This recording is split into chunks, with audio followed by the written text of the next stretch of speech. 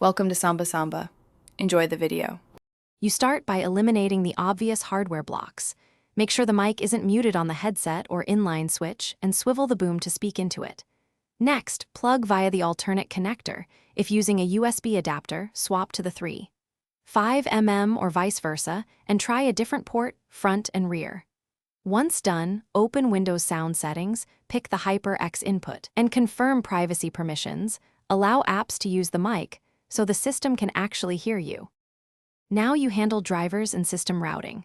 Open Device Manager, find audio inputs and outputs, update the USB and audio drivers, or uninstall, then scan for hardware changes to force a reinstall.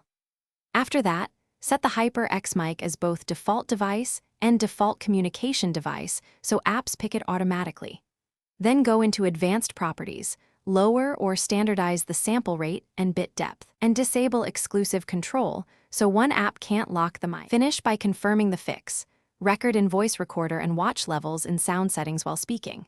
If nothing shows, swap the cable or use a different adapter, and test the headset on another PC or phone to isolate whether it's the headset or your machine.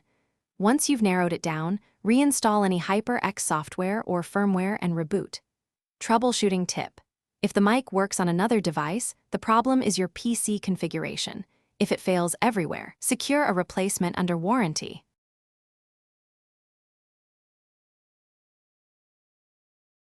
Thanks for watching. Consider subscribing if we helped you.